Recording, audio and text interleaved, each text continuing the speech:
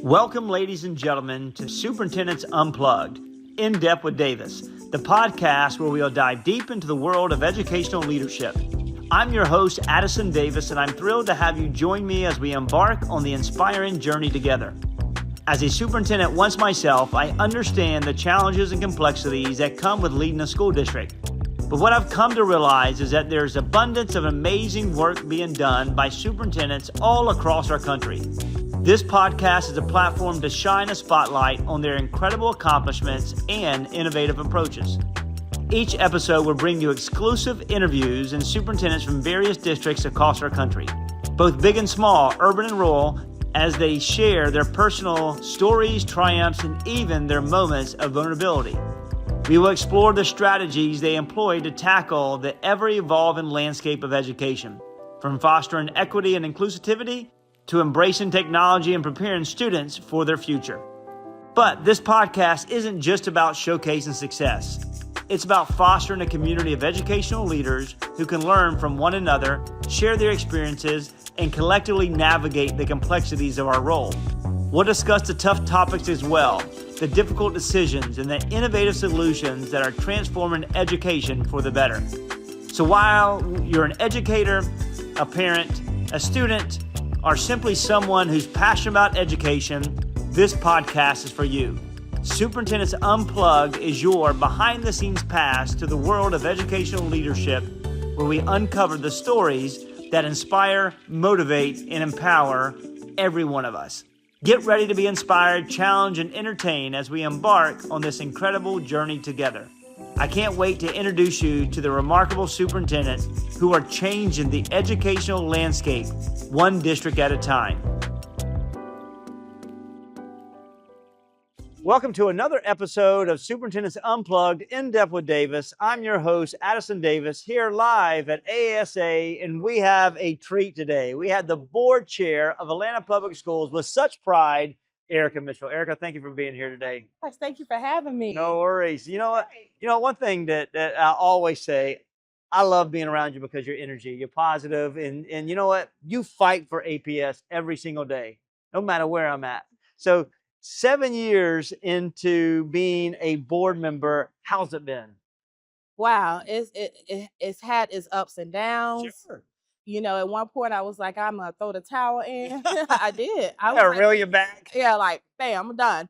But really, when I thought about it, I said, why? Why would I do that? Because the purpose of why I wanted to be on the school board was to serve students, was to help my schools, the community, Atlanta as a whole. And so if you lose focus on what your purpose is, yeah, you want to throw the towel in. And so I had to really, reflect on how did I lose sight on what the world was. And when I started peeling back the layers, I said it had nothing to do with the work I wanted to do. So I was like, nope, let me take a deep breath, let me refocus, regroup, come back, get a little stronger in what it is I want to do, fight a little bit harder, and stay in the game. I guess that's the best way you can say it's not a game, but like literally, like just stay with the. I love the analogy. You know what I mean? For what you just said, we can either sit on the sideline, let the game pass us by, or we can get in the field and play in the game. I love it. I mean, that analogy talks about how we're actively engaged. You're rolling up your sleeve. You're doing cool work for kids. And superintendent, former superintendent, current board member, how important is that relationship? Oh my God, that is so key to the success of your district. You hear me? I mean, you gotta mesh. You gotta be able to sync. You gotta be able to work together. It can't be the friction. Here as board members, we hire and put our faith and our trust in the superintendent to lead the administration, the district, all the way down to the school level, right? So having conflict or not being at odds with each other, not being on the same page, it doesn't help the people we serve, which are the students who can't vote for us as board members, but that's who we serve, right? And so that relationship is so important. It is important to the success of the district, the health of the district, and where you want to move as a school system. But also, again, I go back to the students that we serve. Yeah, students are the most important thing that we do. And from you, I've watched you lead with such grace, and in moments, having to make hard decisions, having to coach board members, community members to see some of the greatest things you're focused on, your greatest priorities. How do you get fellow board members to kind of work in unison and collaboration and focus on kids every single day? And I know it's hard as board chair. It's not easy. A board chair, for those who want to be board chair, it is not an easy deal. I mean, all the extra events that I see Eric on social media everywhere. Okay, Hey, he's everywhere. I don't have a life.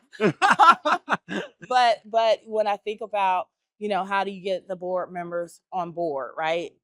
You got to lead with students first. You have to lead with, okay, these are the people we're responsible for. This decision is going to affect me as a parent, as well as everyone else's children, right? And so I always come with students first. The impact of our decisions are going to affect the outcomes of students. It is not right for me to be on a board with my self-interest. Right. And we do have board members that get on with their self-interest, but I always put the focus back on students. Yeah. So we don't veer to your hidden agenda. Like this data point, this number represent a student. That's right. So let's lead like that. And what's been helpful is, and I'll tell you for me, is my personal growth and professional development is coming to different conferences and learning. You can never stop learning. It makes you better at what you do, and it helps me to support the superintendent different ways because I've gained that knowledge. And that's one of the reasons why I'm here at AASA. Love it. I mean, I don't know if I'm the only board member here, but going to the sessions and just taking all the knowledge in and what superintendents are going through. Yeah. It gives me a different appreciation for how I work with my superintendent. I love that. And for you being here, not only are you seeking development, you're able to engage with other, educational leaders and board members across the nation to identify what's working, what's not, and you do differently. But what you're also doing here? You're representing APS. You know what? That's one thing I know about Erika Mitchell. We're going to represent APS. We're going to fight every single day. Yeah. And for that, the more that we have board members that are in the trenches, that fight for the right cause, that support the superintendent, we're going to win every single day. Yeah. Another big part of your job is selecting superintendents. Okay, so I mean, and that's not easy. I mean, to hire people, and I just say this, people like me that may have big egos, big aspirations, that are focused on it's not easy to go through those to find the right person. How, what? You've had a chance to see a couple come in and a couple transition out, and you got a chance. You've got right now, I think, a really good superintendent with Dr. Johnson, really focused on it.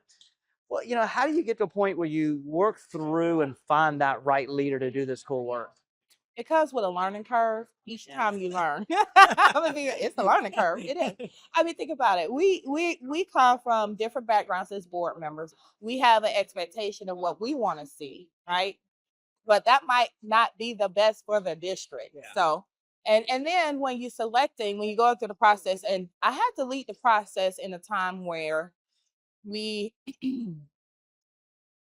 transition our former permanent superintendent. We brought on an interim. Sure. And what the key success for the interim was that she was a former employee of the district. She was a principal in the district. She was a cluster superintendent of the district. And she was an interim deputy superintendent of the district when we had to phase out one superintendent to bring another one in. And then that same one that we transitioned out, here she comes, have been in the district for over 20-something years. She knew the community. And when we announced she was the interim, like everyone was pleased and it helped to restore the confidence in the decisions we were making as a board. She did a good job. She did a great job for battle.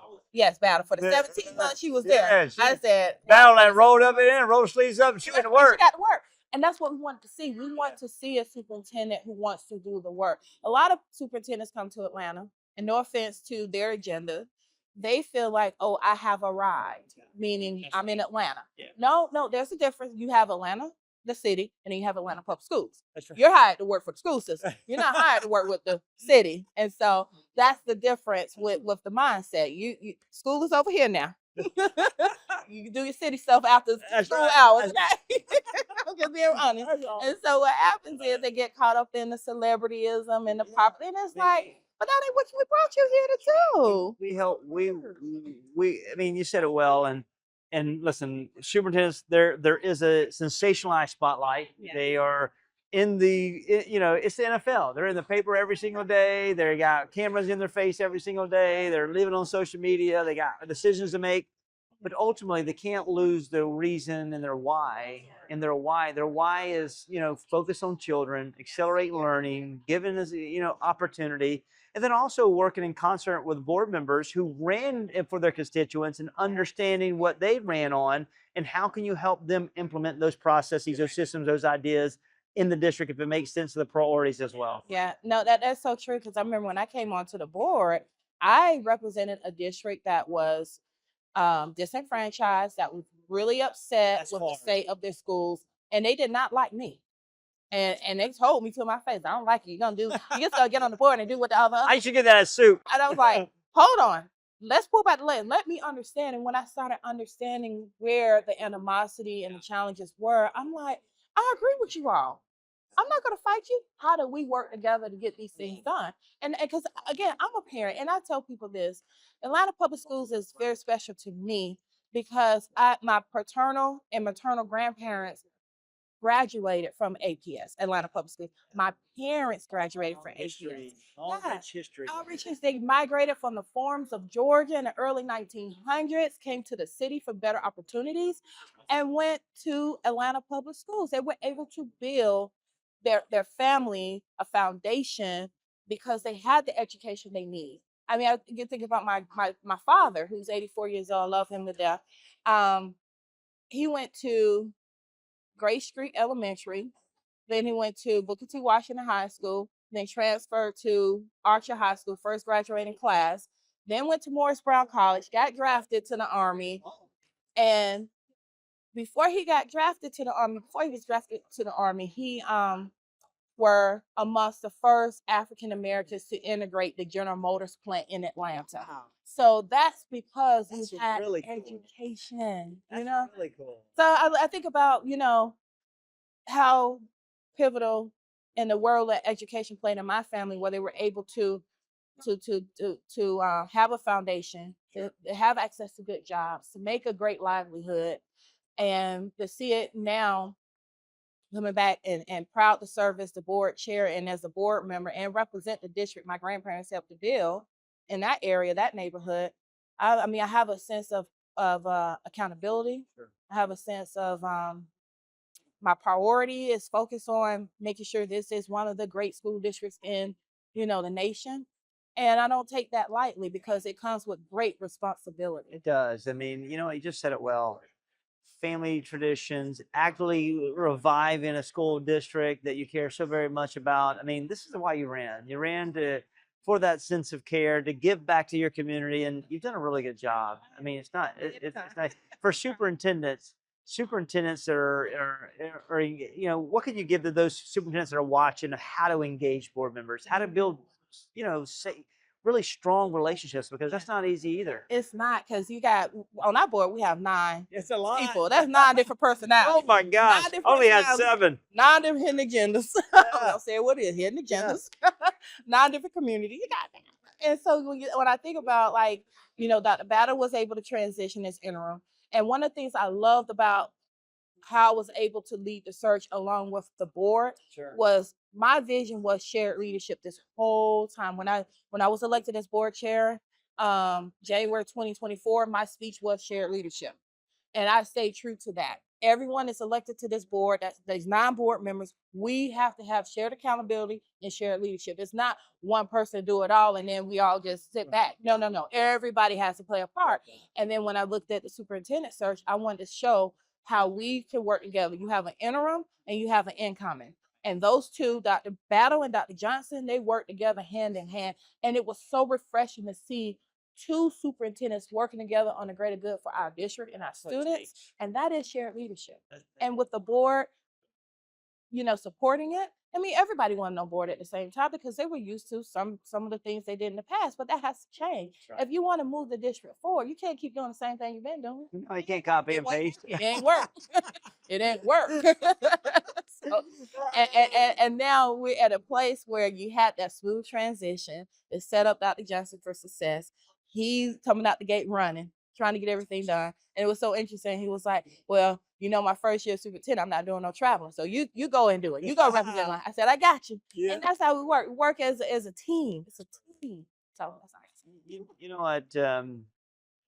He's so lucky to have you. I mean, the community's so lucky to have you that's been there for 7 years. That's a long time to serve.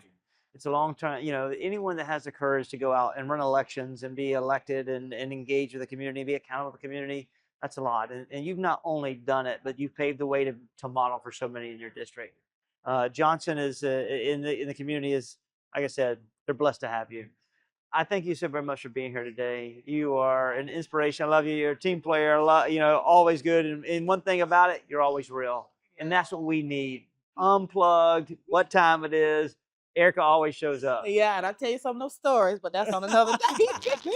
Because it was like pulling teeth to get this done. But I mean, but it's worth it once you get the right person. I always say you got to get it right. You got to get it right. That's right.